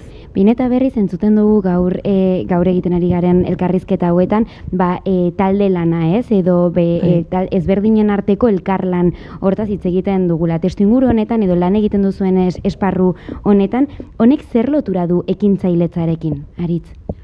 Bai, nolabait, Pilar esan duen bezala, ez, oso garrantzitsua suertatzen da enpresak hasiera-hasieratik kontuan izatea zerbait beharrezkoa dela, eta nolabait merkatuan ondo posizionatu eta egoteko behar dutela zibersegurtasuna lantzea hasiera-hasieratik, ez? Zeren askotan gero uzten dute igual amaierarako eta ondoren gero eta zailagoa da prozesuetan barneratzea, eta nolabait hasieratik hasten badira bide hori egiten, nolabait errazagoa izaten da normalean. Aipatu duzue behar hori ikustea, ez? Eta kontziente izatea zein den egoera askotan inazkardoa guztionek ez garela hortaz kontziente. Behin hortaz kontziente izan da, zuen esperientzian zeintzuk dira gehien ematen diren akatsak zibersegurtasunaren ikuspegitik? Nire ustez, eta enpresa txikietan eta ekintza berrietan, nire ustez da pentsatzea gauzo bez doiela gurekin. Denak badakite beharrezkoa dela, baina ez dakiten nondik hasi, eta ez dakiten nola landu. Orduan, gu elkarrekin eta elkarlan horrekin, egera formakuntza horiek emanez, egera ikusten pausuz pausu laguntzen egarela, ez? Lantzen dugula eta laguntzen digula, beraien proiektuan beste produktu bat bazala, beste arlo bat bazala landu behar dutela eta horrela sartzen dute. Beraien ikuspuntua da nola konsegitu bezeroak eta nola konsegitu inbertsio berriak gainere beraien proiektundako, baina ezke ja inbertitzen duten personak ere edo inbertitzen duten enpresak ere eskatzen dute konfiantza bat, eta konfiantza hori sortzen da zibersegurantzan aldetik, ez? Noski, ibilbide hori egiterakoan eta beraiekin eskutik, ez? Lagundu horretan, Aritz, zein da Nafarroako zibersegurtasun zentrotik egiten duzuen hausnarketa realitate honen aurrean, eta zeintzuk dira hurrengo pausoak? Bueno, pues zentzu horretan ikusi duguna da zentroaren garrantzia erabatekoa suertatu dela, ez? Lurralde mailan horrelakoren falta nabarmentzen zen, eta gizarte eta enpresentzat erreferente izatea uste dugu nahiko garrantzitsua dela, ez? Orduan, zentzu horretan Nafarroa Gobernuaren apostua argia izan zen, eta zentroa sortzearekin aurrera egin zuen, eta horrez geroztik egin ditugu hainbat pauso. Adibidez, enpresentzat autodiagnostiko bat egitea ahalbidetzen duen tresna sortu dugu orain, eta gero horren bidez plan estrategiko bat lantzea izan beharko litzateke lehendabiziko pausoa, ez? Gero bestalde, talentu eta gizartearentzat hainbat zerbitzu desberdin eskaintzen ditugu, eta orain sortu berri dugun web horrian eskuragarri izango dena hilabete amaieran guzti hau ikusi daiteke nahi duenak. Guzti hau posible egiteko honen atzean jende asko, pertsona asko zaudete lanean, eta behin eta berri esaten dugun bezala baliteke nire ikuspuntutik izatea ere askotan oso urrun ikusten dugun errealitate edo lan esparru bat da, ez? Hori noski nire ikuspegitik ze badago jende asko esan bezala hontan lan egiten eta errealitate haundi bat da. Hemen Nafarroan zehazki zeintzuk dira hemen esparru hontan lan egiten duten profilak, eta hemen Nafarroan badaude honi erantzuna emateko profil nahikoak edo eskasia dago? Bueno, beti esaten da eskasia dagola orokorrean, baina egia da Nafarroa mailan oraindik bide luzea dugula egiteke. Orduan, zentzu horretan, askotan gertatzen dena da, hemen zibersegurtasun aukera handiak ez daudenez lan egiteko, askotan telelana bermatzen duten aukerak hartzen direla, edo kanpoko enpresetarako lan egiten dela, ez, edo jendea kanpora joaten dela, baina zentzu horretan oso garrantzitsua da hemen talentua sustatzea, ez, eta zentzu horretan adibidez Nupekin sinatu dugu katedra bat, zibersegurtasun katedra bat, eta egiten ditugu hainbat irten bide, gazteriari laguntzeko nolabait ikusten zintzuk diren ateraldiak, zintzuk diren profilak, zintzuk diren egin beharrak gero lan horietan, eta nolabait ikusteko zerbait hurbilagoa dena, eta geroz eta beharrezkoa dena, ez, normalean lortu behar duguna da talentutik hasita nolabait sektorea sustatzea eta geroz eta gauza gehiago Nafarroan egitea, ez? Irteeretaz hitz egin duzu, aukera dauden, eta profil eta zeintzuk dira, imaginatzen dut ere oso anitzak izango dira, zeintzuk dira edo izan aldira profil horiek, lan esparru hontan zibersegurtasunari dagokionez lan egiten duten lan profil horiek? Bai, igual gehien ikusten diren profilak dira teknikariak, ez? Adibidez, segurtasun zentroetan lan egiten dituztenak, alertak edo gestionatzen enpresa desberdinen segurtasunak, eta gero ere nolabait teknologiak integratzen, proiektuak integratzen dituztenak, gero baita ere daude profil zuzendaritza mailago batean daudenak, adibidez CISO da nolabait zibersegurtasun zuzendaria, ez? Orduan horrek egin behar duena da zuzendaritza nagusiari nolabait lenguai llano batean, ez, ulergarri batean nola esplikatu dituzten riesgoak, ez, nola esplikatu zeintzuk diren izan ditzazkegun enpresan, izan ditzazkegun arazoak, eta zer egin behar den arazo hoiei edo riesgo hoiei aurre egiteko, ez? Ikusi dugu pixkat zein den oraingo ekosistema, ez, edo realitatea ingurua zuek zuen egunerokoan lan egiten duzuen inguru hori. Pixkat orain etorkizunari begira, adimen artifizialaren gorakadarekin, ez, beste asko bezala gure bizitzaren parte den hori, zibersegurtasunaren erronkak imaginatzen dut ere aldatuz joaten direla, eta ezakit areagotzen edo handitzen diren ere arrisku horiek. Bai, garbi dago arrisku horiek handitzen ari dela, zertaz adimena egunekoa da, gero eta bizkorragoa, automatizazioa gainere badago hortan, eta ikusten dugu, kasi geurek ez garela kapaz konturatzeko zer den egia eta zer ez den egia, ez? Eta nik uste enpresan aldetik ere ikasi behar dugula ibiltzen, eta gaine adimen hori landuez guretako ere, eta frente egiteko adimena txarran dago, ez? Osea, nik hori ez dakit nola ikusten duzunzuk, baina garbi ikusten dut beharrezkoa dela hor ibiltzea, ez? Bai, argi dagoena da gorakada nolabait hor dagoela eta maltzurrek erabiltzen ari dutela bere maltzurkeriak egiteko, orduan nolabait defentsa egin behar duguna enpresak eta gizartea seguru egoteko, pues, baita ere adimen artifiziala erabiltzearen beharra dugula, ez? Bai ala bai. Eta amaitzeko Pilar, Aritzek esan digu zeintzuk izango diren urrengo pausoak edo orain zertan ari diren, zeinetik zeintzuk izango dira urrengo pausoak edo zertan daukazu orain begirada jarrita. Bueno, guretako beti zibersegurtasuna sartzea lehen bizitik proiektu guztietan. Guk pasatu ditugu 2 urte eta terdi Intziberekin batera lanea egiten zibersegurtasunako formakuntzak eta arlo hortan lan eginez, eta orain ja guren ganatu dugu, ez? Egia den bazala, beharrezkoa da beti eta egunero prestakuntza berriak segitzen, eta gainere enpresak gero eta kalitate honako zerbitzuak ematen dute, eta guretako proiektuak hobeki goatetzako eta merkatuan hobeki kokatzeko eta konfiantza gehiago kokatzeko lan honetan segituko dugu seguru. Eskerrik asko Aritz Elizetxe Nafarroko Zibersegurtasun Zentrotik eta Pilar Telletxea zein Nafarroko Enpresa eta Berrikuntza Zentro Europarretik eskerrik asko zuen egunerokoa lana pixkat hurbiltzeagatik eta lurreratzeagatik. Eskerrik asko zuei. Bai, eskerrik asko. Orain publizitate tartetxo batekin joango gara eta segituan bueltan gaude.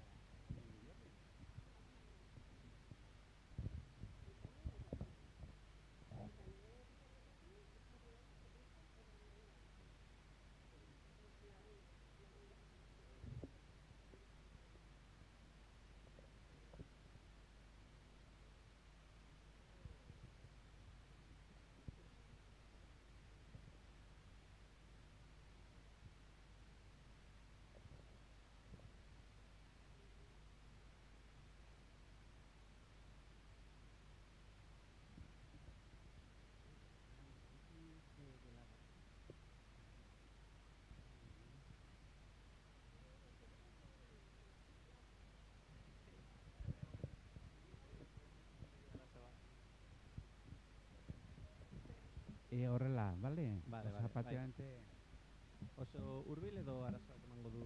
Ez, horrela hitz egin. Bale, no problem.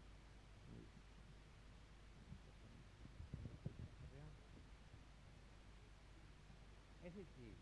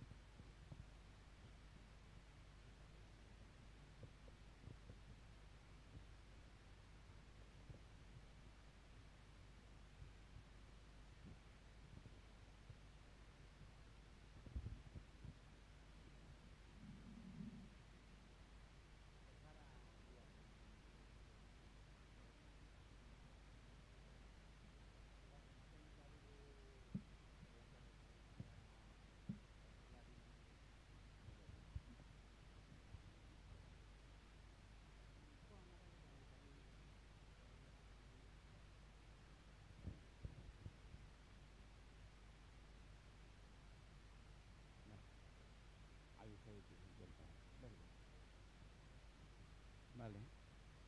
Bueno, Rubén.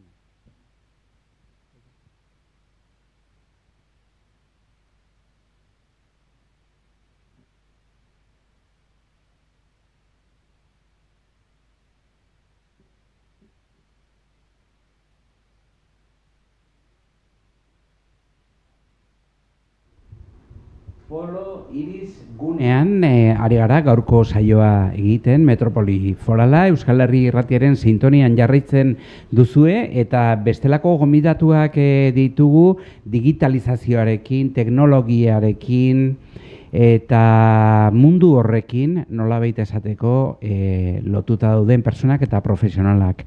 Gure hurrengo gonbidatua Ruben Esgueba da. Egun hon eta ongi etorri gure mikrofonoetara. Eskerrik asko, Peio. Bueno, Nair enpresan egiten duzuzuk lan, zer da Nair Center, bi hitzetan esateko? Aizu, Nair, akronimo horren atzean zer dago? Nair, Nafarroako adimen artifizialako ikerketa zentroa da. Eta bertan, guk egiten duguna da, azkenean, probintxean transformazio digitala bultzatzea eta adimen artifizialaren garapena ere bultzatzea. Bueno, sekulako ardura eta lana da beraz zuek egiten duzuena, ezta? Zer eta adimen artifiziala Nafarroa osora zabaltzea, ezta? Bai, Nafarroan bultzatzen dugu unibertsitateko ikerketa basikoa eta teorikoa probintziako zentro guzti teknologiko askoekin haien garapen teknologikoan kombinatzen. Beraz, ikerketa eremuak zein dituzu, Nair Center honetan? Gure ikerketa eremuak oso simpleak dira, 3 dira, eta azteko adimen artifizialaren oinarri teorikoaren ikerketa eta ikastea, hau da nola funtzionatzen duen hasieratik. Gero ere badaukagu beste alde bat adimen artifiziala fidagarriaren garapenari buruz, hau da garatzen ditugun modeloak ulergarriak esatea, eta kanpotik pertsona adibidez osasunaren sektorean lan egiten baduzu, eta modelu bat garatzen baduzu, importantea da jakitea zergatik ateratzen da emaitza hori. Ze bestelaz ezin izango duzu fidatu. Eta ere, azken modelua da modeloaren aplikazio teknologikoak. Bai, beraz, hor ere lana nahiko zabala dela zuek egiten duzuena. Ruben Esgueba, zu zertan ari zara? Benetan, lanean. Esan duzu moduan, oso sektore askoetan lan egin aldugu. Adibidez, badaukagu proiektuak osasunaren sektorean edo sektore industrialean, ere daukagu proiektu bat oso interesgarria dena pentsatzen dudala, ondamendi naturalen aurre ikusteko. Naturalak aurre ikusteko. Ni pertsonalki osasunaren sektorean dauden proiektuan lan egiten dut. Eta adibidez, momentu honetan garatzen ari naiz proiektu bat EIASPIC doan izena, eta Nafarroako hainbat erakundeekin lankidetzan garatzen ari dugu. Eta horren atzean zer dago? Oso izena arraroa esan duzu, baina zertaz ari zarete, ez dakit, ikerketa gaixotasun arraroen inguruan edo zer dago? Proiektu honen helburua da afasia duten pertsonai laguntzea. Ez badakizue afasia zer den, da pertsona batek bere buruan esaldiak ondo antolatzeko gai denak, baina gero badaukalako arazo bat burmuinean edo ahoan edo aurpegian zerbait gertatu delako, gero esaldi hori ezin izan du esaten. Eta hori hori daukaten pertsonei oso frustragarria da, ze haiek ondo pentsatzen dute, baina elkarrizketa bat mantentzea oso zaila da, eta gainera beste pertsonak pentsatzen dute, edo txarto pentsatzen dutela, edo arazoak daukate komunikatzeko. Nire ez jakintasun infinitotik adibide bat jarriko nizuke, ez dakit, hitz egiterakoan etorri, erroti, esaten duten personak izan daitezke? Adibidez, edo ez bakarrik bokalak pronuntziatu ahal duten pertsona. Kaixo Ruben naiz, kaixo Ruben naiz. Eta hori, gure helburua proiektuak bi atala ditu. Dislexia baino gehiago da, ezta? Baina hori da arazoa, ez da dislexia. Ondo ulertzen duzu, ondo pentsatzen du bakarrik ezin izaten duzu esan hitzak. Baina ondo antolatzen duzu eta ondo ulertzen duzu guztia. zure burbuina pentsatzeko guztiz funtzionatzen du. Arazoa bakarrik da hitz egiteko. Ruben, orduan bi ataletan egiten duzuela lan, esan berzen. Bai, proiektu hau alde batetik badago horien pertsonen errehabilitazioa laguntzeko denborarekin hobeto hitz egiteko, eta gero beste aldetik tresna bat garatzen ari gara, tresna honek itzulpena momentuan egiten du esaten duena eta gero esan nahi duenara. Eta itzulpen hori haien hasierako ahotsa osasuntsuan denean hartzen du referentziaz eta horrekin hitz egiten du. Bai. Esan duzu, beste erakunde zenbaitekin ari zaretela elkarlanean, osasungintzago sektorea aipatu duzu.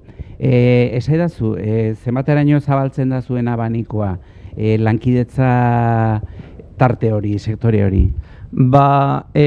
Gure lantokia oso ondo kokatuta dago hemen Nafarroako berrikuntza digitalaren gunean, eta ikusi duzun moduan pasaben elkarrizketan, erakunde askoekin gaude lan egiten, eta ere gure kokapena nupen hurbil unibertsitatearekin lankidetza proiektuak lortzeko oso ona delako. Eta orduan normalean lan egiten dugu unibertsitateekin, adibidez proiektu honetan badago ere lan egiten ari gara adazenen hemen Iruñan adazeneko pertsonei laguntzeko. Eta daukagu zenbait adibidez aktivitate bat egiten duguna Europako beste unibertsitateekin, Salernokoa konkretuki, urtero hemen udako summer school bat egiten dela, antolatzen dugula. Oso ongi, Ruben Esgeba, Nair Zenterreko kidea, eta zuek esaten duzuen bezalaxe, adimen artifizialaren etorkizuna gidatzen dugu Nafarroan, eta ez da erronka txikia. Mila esker haunitz, eta beste bat arte. Eskerrik asko zuri. Agur bai.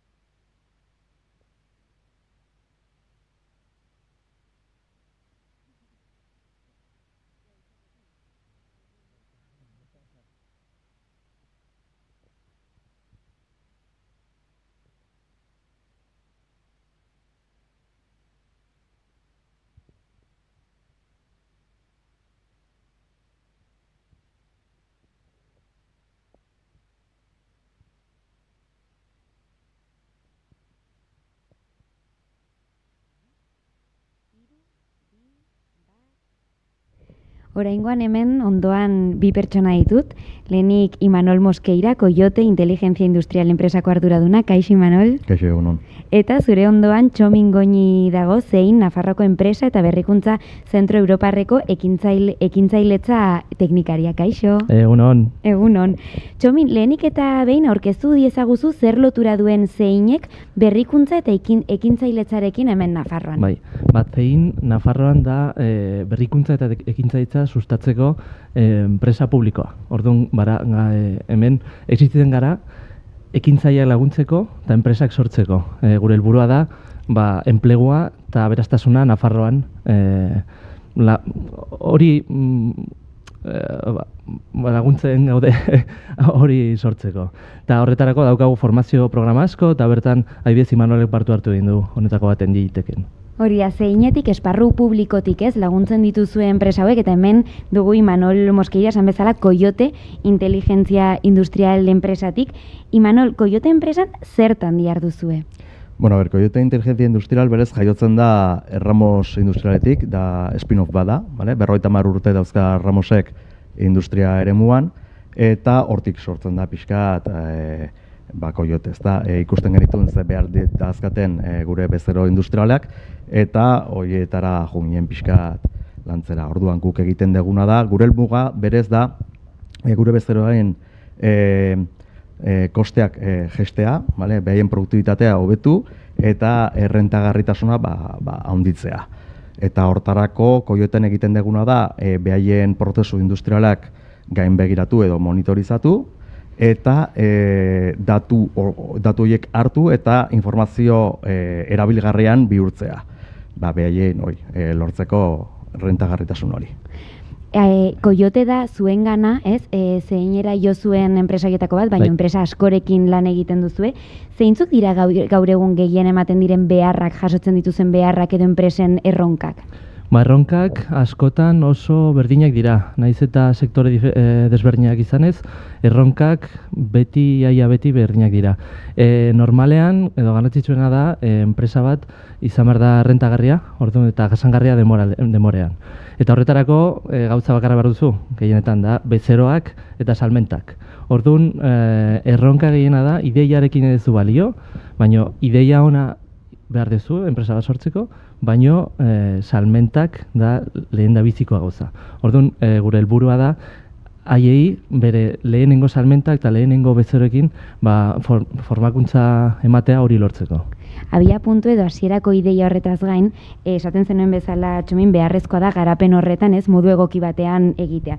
Zuen kasuan, Imanol, Coyote proiektuarekin zeintzuk dira izan dituzuen zailtasun nagusiak, eta imaginatzen dut ezakit hortik edo horrengatik jo zenutela zeinengana. Exactamente hori da. Bai, gu tekniko arloen ez genuen arazorik, ondo manejatzen gara teknikoki, nik damazkit urte asko programatzen, horrek ez zigun beldurrik ematen, baina ez ginen gai bezero berria lortzeko alde batetik, eta genitun bezeroekin ere gure ideiak ondo transmititzea, hizkuntza aldaketa hori kostatu egiten da, eta ez ginen gai hori lortzeko, eta horretik anjunean zeineri laguntza eskatzea. Eta zein da zuen kasuan eskaintzen duzuen zerbitzu hori, behar hoien aurrean edo erronka hoien aurrean enpresa bakoitzari, imaginatzen dut ere, bakoitzaren kasuan ezberdin izango dela, baina esan duzun bezala gero ere beharrak eta errealitateak nahiko antzekoak dira. Orduan zein da zeinek eskaintzen duen laguntza hori? Gure laguntza hainbatekoa da, baina Imanolen kasuan adibidez parte hartu dute programa batean beste 12 proiektukin, eta 3 hilabetetan egon dira formakuntza taldean ematen, gero izan dute tutoretza personalizatuak, eta orduan gure helburua da haiek beren artean ezagutzea, zen askotan ekintzailetza oso bakarrik daude merkatuaren bila, eta orduan guk batera jartzen ditugu formakuntza programa baten, eta horiei ematen digu mentorin desberdinak, eta ditugu validazioa, marketinga, finantzak, dena batera, eta gero formakuntza tutorizatua, personalizatua.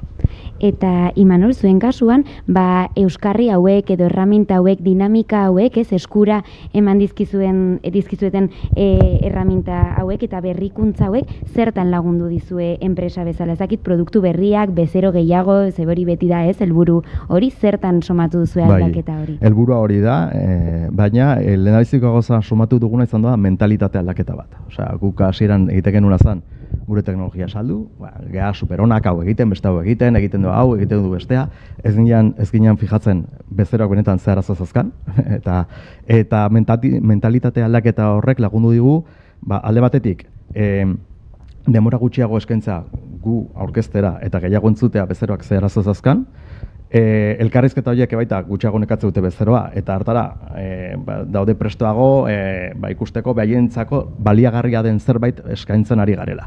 Hori da berez eskatzen genuen ere bai, gu hitzaiten malin badugu, behaiek atatzen dira oso kontentu, uste dugu kontentu atatzen direla, baina ez dugu ezer saltzen, orduan zerbait gaizke egiten ari gara, ez da, mentalitate aldaketa horrek lagundu dugu pilo bat.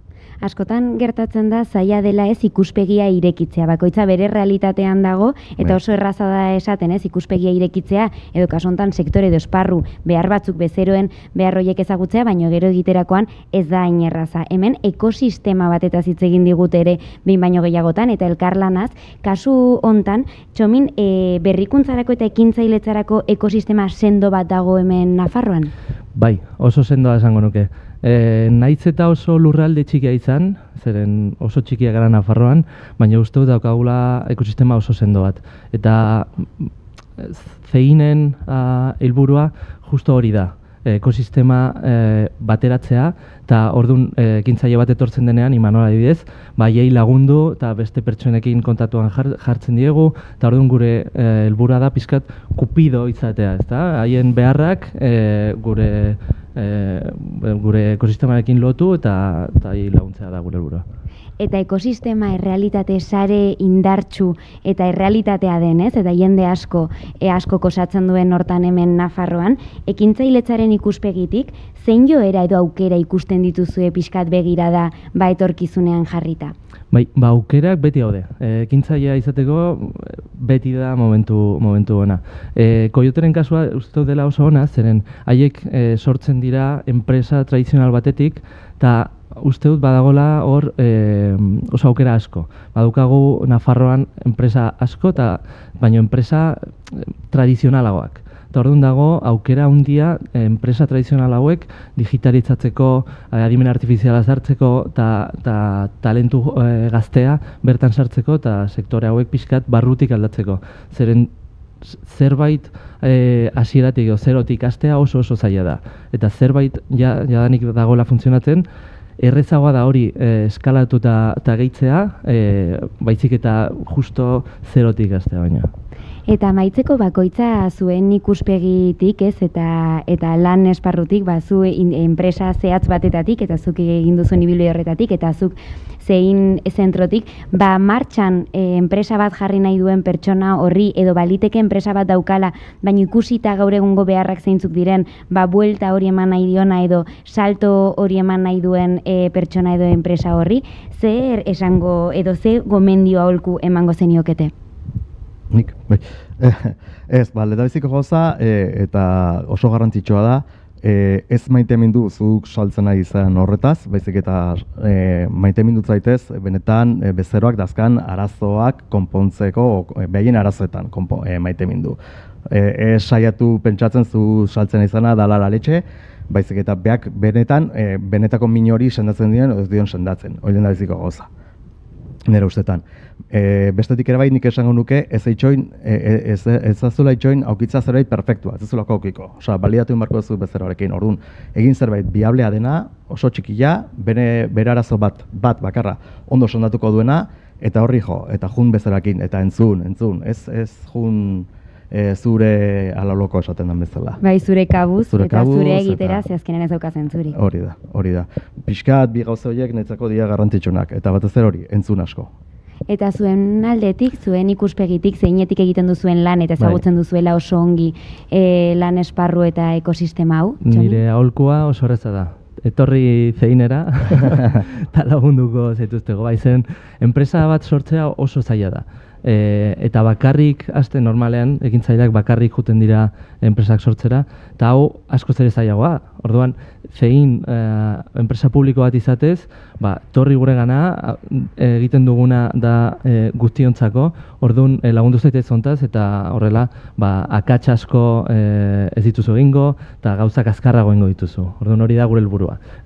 Zuek urte batean ez egitea, baizik eta 6 hilabetetan eta denbora izateko efizienteagoa. Eskua luzatzea eta ibilbidean laguntzea eta beraiekin batera egitea. Eskerrik asko Txomin Goñi zeinetik eta Imanol Mosqueira Coyote enpresatik eskerrik asko eta erronka eta aukera asko ere dituzue aurretik. Eskerrik asko. Eta orain sintonia txiki bati paso emango diogu eta segituan hemen bueltatuko gara.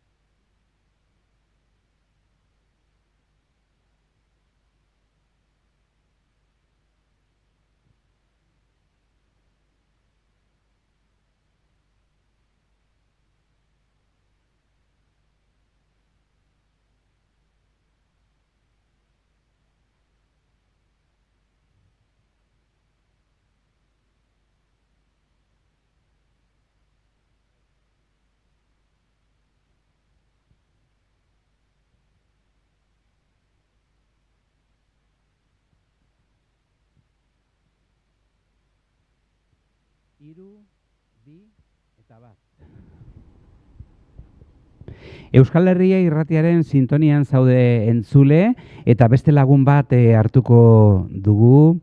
Garbine Basterra, Iruñean jaio zen, 1983 urtean, eta transizio energetiko eta digitaleko ekintzaileetako ekintzaileetzako zuzendari nagusia da. Enpresen ikerketa, garapena eta berrikuntzako sustapen arduraduna hain zuzen ere. Ekintzaile berriak laguntzeko atal burua, Garbine Basterra, egunon. Kaixo, egunon. Bueno, zenbat ardura haundi dituzun, ez da? Bai, arlo ezberdinak baita ere, bai. Arlo ezberdinak, ikerketa, garapena, berrikuntza. Bueno, ingeniaritza ikasi zenuen Nafarroko Unibertsitate Publikoan, Big Datan aditua zara, ez da? Bai, datuetan oinarrizkoa direla eta horretan, bai, formakuntza hartu nuen, bai. Datuak zein garrantzitsuak eta zenbat desio dituzten hainbatek, ez da? Beharrezkoak dira, bai, eta erabakiak hartzeko funtsezkoak. Bestera hartze dituzu erabakiak, segun nondik datorren, orduan funtsezkoak dira. Bueno, Nafarroko Gobernuaren sistema informatikoan ere lan egin duzu hor bihotzean, ez da? Bai, nik hor daukat nire plaza, nik hortikan nator, eta betidanik egon naiz datuekin lanean, eta horregatik ikusten dut beharrezkoak direla. Erabaki guztietar hartzeko eta jarraipena aurrera ematen ditugun politika guztietan, ebaluazio egiteko garrantzitsuak dira. Non gauden, zer daukagun eta zer nolako datuak, ezta? Aizu, galdetu nahi nizun, bueno, transizio energetikoaz, digitalaz, teknologiaz asko hitz egin dugu, baina zabaldezagun Nafarroako mapa, ezta? Foru komunitateko errealitatea jakin nahiko genuke. Nafarroako enpresetan, eraldaketa digitala zenbateraino dago zabalduta, zein da egoera Garbine? Nola daude gure enpresak digitalizazioari dagokionez? Zuzetaritzatik, 2 urtetan behin, gutxi gora bera, egiten dugu diagnostiko bat ikusteko nola dauden gure enpresak, Nafarroko enpresak, nola dauden digitalizazio materiari buruz. Datu batzuk ikusteko, emaitza batzuk, 14% bakarrik erabiltzen du CRM bat. Datu digitalak hartzen dituzten enpresak, bakarrik 46ak guztiatzen ditu. Eta enpresan 83ak ez daki datuen partekatzen datorren onurak. Diagnostiko honekin baita ere enpresei, entrevistatu ditugun enpresei, eskakizunak dituzten galdetzen diegu. Eta enpresetan digitalizazio estrategiak ezartzeko beharrak dituztela, prestakuntza proposamenak baita ere, eta aholkularitza zerbitzuak izatea. Diagnostiko hau egiten dugu gure politikak eta gure tresnak ondorioei egokitzeko. Azkenean beraiei dituzten beharrak gure politika ezberdinak bideratzeko. Asko egin dugu, baina asko falta zaigu. Bidea luzea da. Horixe zure datuen arabera, hori ondorioztatzen ari nintzen bote prontoan, ez da?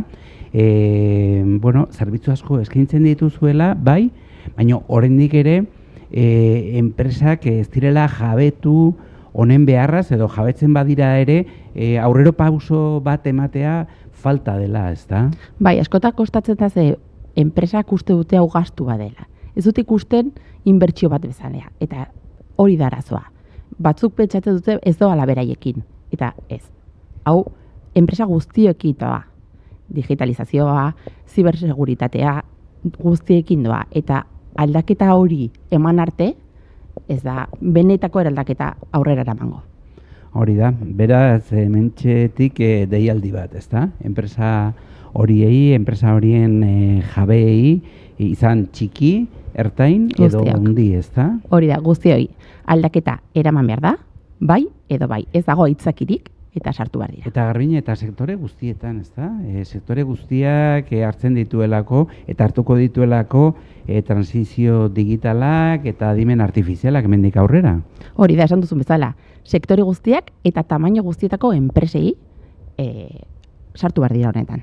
Hori da, haizu, zer tresna edo baliabide erabiltzen dituzue departamentuan industria sare horri laguntzeko digitalizazioaren bidean, hori ere jakin nahiko nuke? Gu 2019tik badaukagu diru laguntza bat baita ere enpresen digitalizazioa bultzatzeko. 2019tik aurten arte, 10 milioi euro eman ditugu eta 800 proiektu inguruan lagundu ditugu. Aurten, 1.700 euroko deialdia atera dugu, eta irtenbide teknologikoak prestakuntza digitalizazio planaren garapena laguntzen dugu baita ere, eta deialdia irekia dago, azaroa arte, beraz animatzen ditugu enpresa guztietan parte hartzeko. Beraz, enpresa horiek garrantziaz jabetzea, digitalizazioaren garrantziaz jabetzea, gero laguntzak jasotzea bai, baina gero bertako langileek ere formazio bat izan beharko dute, ezta? Eta horri erreparatuko diozue baita ere? Hori da, azkenean enpresen balio handiena pertsonak dira. Eta digitalizazioan inbertsio potente bat egin dezakezu, baina ez baldin baduzu pertsonak erabiltzeko, inbertsio horiek erabiltzeko prest, ez du zertarako balio. Azkenean formakuntzak eman behar zaie, eta hau gainera ez da zer puntuala. Bide luze bada, eta mantendu behar da formakuntza hori enpresa guztietan. Guk datu kulturan enpresei sartzea animatzen diegu. Horretarako programa ezberdin dauzkagu segun enpresaren baiaren arabera. badaukagu bilketa programa, datuen bilketa programa bat, irekita webgune batean prestatuta eta nahi dutenean egin dezakete. Beste programa bat da adimen artifizialara jartzeko eta aholkularitza egiten da eta programa pertsonalizatu bat enpresaren barruan eta gero beste badaukagula da datu zientzien laborategia. Eta programa hauetan ja 140 enpresa sartu dira. Lehenik ere esan dugu zure aurtengo edo kargua izan aurretik administrazioan lanean bai, baino informatikaren sarearen antolaketan ibili zarela. Administrazioari dagokionez, enpresa pribatuez aritu gara hitz egiten, ezta? Baina administrazioari dagokionez, zein puntutan gaude digitalizazioaren bide komplikatu honetan? Egia da, administrazioa baita ere bere eraldaketa digitalizadan ari dela. Lantzen ari dugu asko simplifikazioa eta zama administratiboak murriztea. Hori da, enpresak eskatzen ari digutena. Flexibilitatea eta simplifikatzea. Baita ere, kontseiluak goizeko lehenengo orduan hitz egin du foru legea, industriako foru legearen inguruan, badago esparru berri bat, baita ere, Europari lerrokatutu da, eta hor simplifikazioa daukagu, eta automatizazioa. Dauzkagun prozedura guztiak erraztea eta murriztea. Beraz, baita ere, egiten ari dugu lehiatila bakarra, non enpresak webgune batean informazio guztia edukiko dute, eta baita ere osasun karpeta bezala, baina enpresatzeko webgune bat egiten ari dugu, pribatua, non beraiek sartuko dira, eta beraien prozedurak hasi halko dituzte, edo baita ere kudeatu halko dituzte. Beraz, azken batean, Garbine, ze gomendio emango zenioke, hain beharrezkoa den eraldaketa digitalari, ekin nahi dion enpresari horri, ez da? Ez dago beste aukerarik. Eraldaketa digitala, hasi behar da, eta ez dago aitzakirik. Aurrera eraman behar da. Geratzeko etorri da, ez da? Bai, hori da, eta orain hasten ez duena, ez da lehiakorra izango. Guztiak hasi dira, eta etortzen den eraldaketa oso azkarra da, eta lehenik eta behin hasi behar da. Guk administrazioak jarriko aldituen tresna guztiak, formakuntza, diru laguntzak, baina azkenean enpresak dira sinitsi behar duten bakarrak. Eta honetan hasi behar dira, eta ikusi behar dute beraientzako eman aldien oportunitateak. Bai, eta aukera horretan, zuk esan duzuna, ez da? Inbertsio badela. Eta haien negozioa zabaltzeko ere, baliogarria izan daiteken tresna bat dela formazio hau, eta adimen artifizialerako bidea, eta mundu digitalerako ate hori zabaltzea lehen bailen, ez da? Bai, ez daitezke atzean gelditu, eta honetan jarraitu behar dute. Hori da, Garbine Basterra transizio energetiko eta digitaleko zuzendari nagusia, mila esker honitz gurekin izateagatik eta nahi duzun arte. Mila esker zuei, eskerrik asko.